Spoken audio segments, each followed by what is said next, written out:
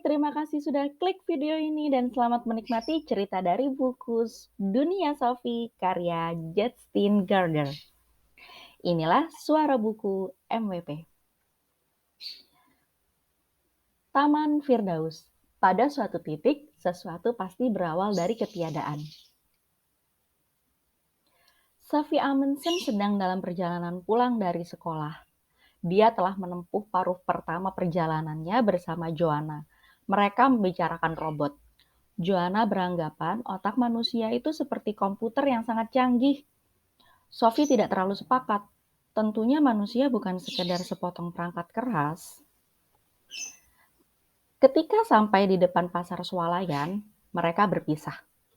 Sophie tinggal di daerah pinggiran kota dan jaraknya dari sekolah hampir 2 kali lebih jauh daripada rumah Joanna. Tidak ada rumah lain di sebelahnya. Jadi rumah tersebut seakan-akan berada di ujung dunia. Di dekat situ ada hutan. Dia berbelok menuju Clover Close. Di ujung jalan ada tikungan tajam yang dikenal sebagai Captain's Bend. Orang-orang jarang melewati jalan itu kecuali pada akhir pekan. Saat ini bulan Mei. Di beberapa kebun, pohon-pohon buah dikelilingi dengan bertandan-tandan dafodil. Pohon birkin yang telah diselimuti daun berwarna hijau pucat. Sungguh luar biasa. Betapa semuanya bersemi pada musim ini. Apa yang membuat limpahan warna hijau dedaunan bermunculan dari bumi yang mati, begitu ia mendapatkan kehangatan dan sisa-sisa salju yang terakhir menghilang. Ketika Sophie membuka pintu gerbang halamannya, dia memandang ke kotak surat. Biasanya ada banyak surat sampah dan beberapa amplop besar untuk ibunya. Tumpukan surat itu sering ditinggalkannya begitu saja di meja dapur sebelum ia naik ke kamar untuk mulai mengerjakan pekerjaan rumah. Seringkali ada beberapa surat dari bank untuk ayah. Tetapi ayah Sophie bukanlah seorang ayah biasa.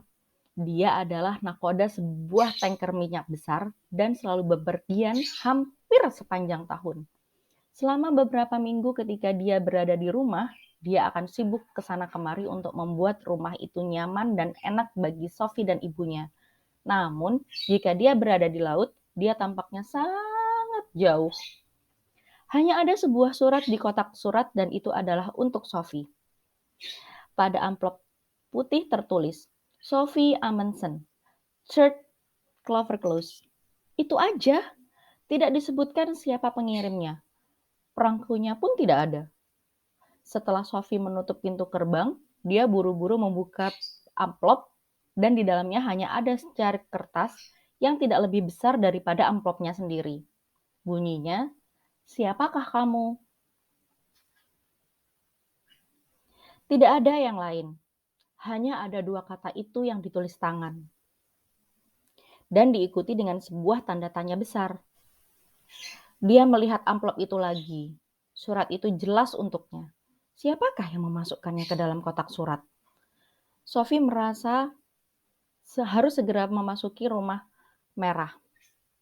Sebagaimana biasanya, si kucingnya Shere Khan berusaha menyelinap keluar dari semak-semak, melompat ke tangga pertama, dan menyusup masuk melalui pintu sebelum Sophie menutupnya.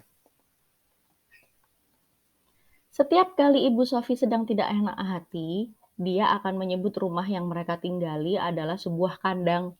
Sophie memang suka memelihara binatang. Pertama, ia punya 3 ekor ikan emas. Goldtop, Red Riding Hood, dan Blackjack. Selanjutnya dia mendapatkan 2 ekor burung parkit yang dinamakannya Smith dan Small. Lalu Govinda si kura-kura darat, dan akhirnya si kucing pirang Shere Khan. Semua binatang itu diberikan kepadanya untuk menghiburnya, mengingat bahwa ibunya selalu baru pulang kerja menjelang senja dan ayahnya sangat sering bepergian berlayar ke seluruh penjuru dunia. Sophie melemparkan tas sekolahnya ke lantai dan meletakkan semangkuk makanan kucing untuk Shere Khan. Lalu dia duduk di atas bangku dapur dengan surat misterius di tangannya. Siapakah kamu? Dia tidak tahu. Dia adalah Sophie Amundsen. Tentu saja. Tapi siapakah Sophie itu? Dia benar-benar tidak mengerti. Belum. Bagaimana seandainya dia telah diberi nama orang lain? Diberi nama lain. Anne Natsen misalnya. Apakah dia selalu menjadi orang lain? Tiba-tiba dia teringat bahwa ayahnya semula ingin dia dinamai Lyle Moore. Sophie berusaha untuk membayangkan dirinya bersalaman dan memperkenalkan dirinya sebagai Lyle Moore Amundsen. Namun, semua itu tampaknya tidak benar. Tetap saja, itu adalah orang lain yang memperkenalkan dirinya. Dia melompat pergi dan ke kamar mandi dengan surat aneh di tangannya. Dia berdiri di depan cermin menatap dirinya sendiri. Aku Sophie Amundsen, katanya. Gadis di dalam cermin itu tidak bereaksi sama sekali. Apapun yang dilakukan Sophie, gadis lain itu melakukannya dengan cara yang persis sama.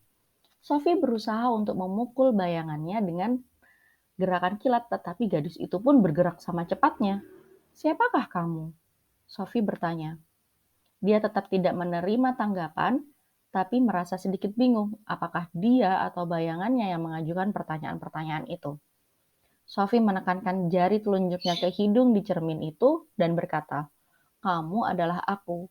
Karena tidak mendapatkan jawaban, dia membalik kalimat itu dan berkata, "Aku adalah kamu." Sophie Amundsen sering merasa tidak puas dengan penampilannya.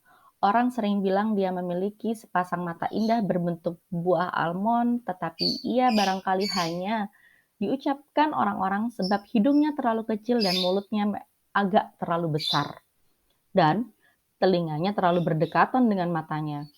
Yang paling buruk dari semua itu adalah rambutnya yang lurus, yang tidak mungkin bisa diapa-apakan. Kadang-kadang ayahnya akan membelai rambutnya dan menyebutnya gadis dengan rambut jerami. Bagi ayahnya itu tidak menjadi soal, sebab bukan dia yang dijatuhi kutukan untuk hidup dengan rambut lurus berwarna gelap. Krim rambut maupun styling gel sama sekali tidak berpengaruh pada rambut Sophie. Kadang-kadang dia menganggap dirinya begitu jelek, sehingga dia bertanya-tanya apakah dia terlahir cacat. Namun, apakah yang sesungguhnya menentukan penampilan kita? Bukankah aneh jika dia tidak mengenal siapa dirinya? Dan bukankah tidak masuk akal bahwa dia tidak pernah diizinkan untuk menentukan bagaimana penampilannya? Dia hanya sekedar ditimpa penampilan seperti itu. Dia memang dapat memilih kawan-kawannya sendiri, tapi jelas dia tidak dapat memilih dirinya sendiri. Dia bahkan tidak memilih menjadi seorang manusia. Apakah manusia itu? Sophie menatap gadis di cermin itu. Sebaiknya aku ke atas dan mengerjakan PR biologiku, katanya, nyaris seperti minta maaf.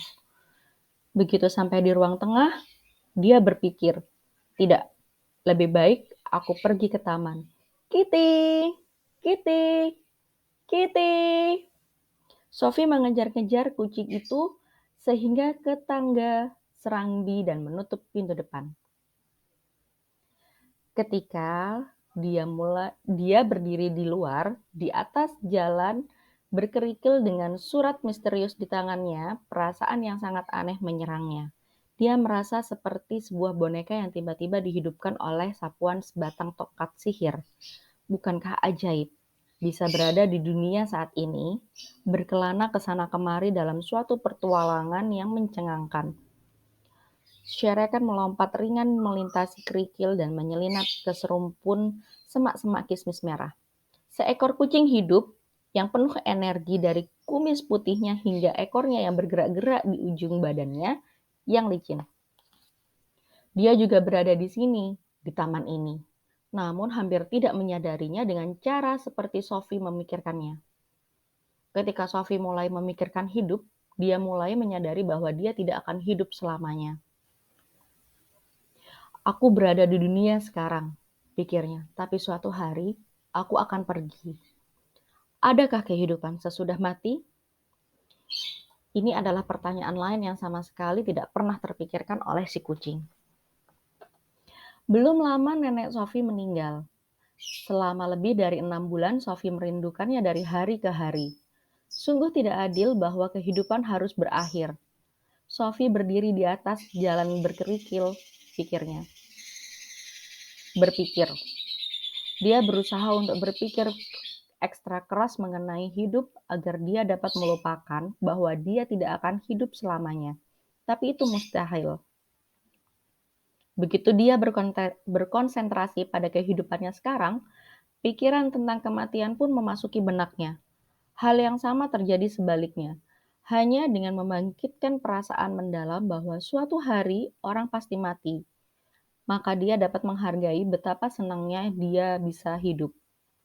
Ini seperti dua sisi mata uang yang berulang-ulang dibalik-baliknya. Dan semakin besar dan semakin jelas satu sisi, semakin besar dan semakin jelas pula sisi lainnya. Kamu tidak dapat merasakan hidup tanpa menyadari bahwa kamu nantinya harus mati, pikirnya. Namun, sama mustahilnya bagi kita untuk menyadari bahwa kita harus mati tanpa memikirkan betapa menakjubkannya hidup itu. Sophie ingat, nenek mengatakan sesuatu semacam itu pada hari ketika dokter menyatakan dirinya sakit. Baru kali inilah aku menyadari betapa kayanya kehidupan ini, katanya. Sungguh tragis bahwa kebanyakan orang harus jatuh sakit terlebih dahulu sebelum mereka memahami betapa berharganya hidup itu. Atau kalau tidak, mereka harus menemukan dulu sebuah surat misterius di dalam kotak surat. Barangkali dia harus memeriksa kalau ada lagi surat yang datang. Sophie bergegas ke pintu gerbang dan melihat ke dalam kotak surat hijau. Dia terperanjat ketika mendapati bahwa di situ terdapat sebuah amplop putih lain, persis seperti yang pertama. Tapi kotak surat itu jelas-jelas sudah kosong ketika dia mengambil surat pertama. Amplop ini bertuliskan namanya pula. Dia menyobeknya hingga terbuka dan meraih selembar catatan yang ukurannya sebesar yang pertama. Dari mana datangnya dunia? Dikatakan di situ. Aku tidak tahu, pikir Sophie. Tentunya tidak ada orang yang benar-benar tahu. Bagaimanapun, Sophie menganggap itu sebuah pertanyaan yang wajar. Untuk pertama kali dalam hidupnya, dia merasa tidak pantas hidup di dunia tanpa setidak-tidaknya mempertanyakan dari mana ia berasal. Surat-surat misterius itu telah membuat kepala Sophie pusing. Dia memutuskan untuk pergi menyendiri di sarangnya. Sarang itu adalah tempat persembunyian Sophie yang paling rahasia. Kesitulah dia pergi jika dia merasa sangat marah, sangat sedih, atau sangat bahagia. Hari ini dia hanya bingung.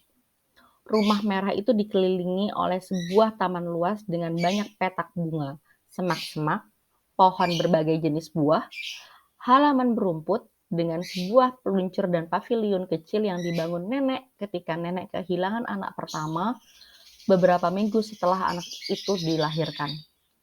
Nama anak itu Mary. Pada pusaranya tertulis kata-kata, Mary kecil mendatangi kami, menyalami kami, dan pergi lagi. Jauh di sebuah sudut taman di balik semak-semak buah frambus ada belukar lebat di mana buah atau bunga beri tidak mau tumbuh. Sesungguhnya itu adalah sebuah pagar tanaman yang menjadi batas dengan hutan. Tapi karena tidak ada orang yang memangkasnya selama 20 tahun terakhir, ia berubah menjadi semak yang kacau dan tak tertembus. Nenek sering berkata bahwa pagar itu menyulitkan kawanan rubah untuk mencuri ayam pada masa perang, ketika ayam-ayam itu dilepas leluasa di dalam taman. Bagi semua orang, kecuali Sophie, pagar tanaman kuno itu sama tidak bergunanya dengan kandang kelinci di ujung lain taman itu. Namun, itu hanya karena mereka belum menemukan rahasia Sophie. Sophie telah menemukan lubang kecil di pagar itu sejak dia bisa mengingat. Ketika merayap ke sana, dia memasuki sebuah rongga di antara semak-semak. Rongga itu seperti sebuah rumah mungil. Dia tahu tak seorang pun dapat menemukannya di sana. Dengan menggenggam kedua amplop di tangan, Sophie berlari melintasi taman, merangkak dengan kedua kaki dan tangannya, serta membuka jalan menembus pagar tanaman itu. Sarang itu tingginya hampir sama dengan tinggi tubuhnya saat berdiri tegak, tapi hari itu dia duduk di atas rumpun akar yang bertonjolan. Dari sana dia dapat melihat keluar melalui lubang pengintip kecil di sela-sela ranting dan dedaunan. Meski tak satu lubang pun yang lebih besar dari sebuah koin kecil, dia dapat menyapukan pandangannya ke seluruh taman. Ketika masih kecil, dia suka berpikir, sungguh menyenangkan memerhatikan ibu dan ayahnya mencari-carinya di antara pepohonan di situ. Sophie lalu menganggap rumah itu sebagai dunianya sendiri. Setiap kali terdengar tentang Taman Firdaus yang diceritakan di dalam Bible, dia seperti diingatkan untuk duduk di dalam sangkarnya mengawasi surga kecilnya sendiri. Dari mana datangnya dunia? Dia tidak mempunyai gagasan sekilas pun. Sophie tahu bahwa dunia itu hanyalah sebuah planet kecil di angkasa. Namun dari mana asalnya angkasa? Mungkin saja angkasa itu selalu ada. Karena itu, dia tidak perlu mencari tahu dari mana dia berasal. Tapi, mungkinkah sesuatu itu selalu ada? Jauh di lubuk hatinya dia memprotes gagasan tersebut. Tentunya segala sesuatu yang ada, itu ada permulaannya. Jadi, angkasa pasti telah diciptakan dari sesuatu yang lain. Akan tetapi, jika angkasa berasal dari sesuatu yang lain itu juga pasti berasal dari sesuatu yang lain pula. Sophie merasa dia hanya menyeret-nyeret permasalahan. Pada satu titik, sesuatu pasti berasal dari ketiadaan. Namun, apakah itu mungkin? Bukankah itu sama mustahilnya dengan gagasan bahwa dunia selalu ada? Mereka telah belajar di sekolah bahwa Tuhan menciptakan dunia. Sophie berusaha untuk menghibur dirinya dengan pemikiran bahwa ini barangkali pemecahan terbaik untuk seluruh masalah itu. Tapi dia mulai berpikir lagi. Dia dapat menerima bahwa Tuhan telah menciptakan angkasa. Tapi bagaimana dengan Tuhan sendiri? Apakah dia menciptakan dirinya sendiri dari ketiadaan? Lagi-lagi ada sesuatu jauh di lubuk hatinya yang memprotes. Meskipun Tuhan dapat menciptakan segala macam benda, tidak mungkin dia dapat menciptakan dirinya sendiri sebelum dia mempunyai diri. Maka hanya tinggal satu kemungkinan. Tuhan selalu ada. Tapi dia telah menolak kemungkinan itu. Segala sesuatu harus ada permulaannya. Persetan. Dia membuka kedua amplop itu lagi. Siapakah kamu? Dari mana datangnya dunia? Pertanyaan-pertanyaan yang sungguh menjengkelkan. Dan, ngomong-ngomong, dari mana datangnya surat-surat itu? Dia juga sama misteriusnya, nyaris. Siapa yang telah menyentakkan Sophie keluar dari keberadaannya sehari-hari dan dengan tiba-tiba membawanya berhadapan dengan teka-teki besar tentang alam raya? Untuk ketiga kalinya, Sophie memeriksa kotak surat. Pak Pos baru saja mengantarkan kiriman hari itu. Sophie mengaduk setumpuk surat sampah, terbitan berkala, dan 2 surat untuk ibunya. Juga ada sebuah kartu pos bergambar pantai tropis. Dia membalik kartu itu. Di situ tertempel sebuah perangko Norwegia dan diberi cap pos Batalion PBB. Mungkinkah itu dari ayah? Tapi bukankah dia berada di suatu tempat yang sama sekali lain? Itu juga bukan tulisan tangannya. Sophie merasakan detak jantungnya berubah dan bertambah cepat ketika dia melihat kepada siapa kartu pos itu disematkan. Hilde Moller Snack, Sophie Amundsen, Church Clover Close. Sisa alamat itu benar adanya. Kartu itu berbunyi, Hilde sayang, selamat ulang tahun ke-15. Karena aku yakin kamu akan mengerti, aku ingin memberimu sebuah hadiah yang dapat membantumu berkembang. Maafkan aku setelah mengirimkan kartu ini ke alamat Sophie. Itu adalah cara yang paling mudah. Salam dari ayah. Sophie berlari kembali ke rumah dan masuk ke dapur. Pikirannya kacau. Siapakah Hilda ini? Yang berulang tahun tepat sebulan sebelum ulang tahunnya sendiri. Sophie mengambil buku telepon. Ada banyak orang yang bernama Moller. Dan hanya sedikit yang bernama Nak. Tapi tak satu pun dalam satu buku petunjuk itu yang bernama Molernak. Dia mengamati kartu misterius itu lagi. Tampaknya itu asli juga. Di situ terdapat perangko dan cap pos. Mengapa seorang ayah mengirimkan sebuah kartu ulang tahun ke alamat Sophie? Sedangkan sudah jelas bahwa kartu tersebut ditujukan ke tempat lain.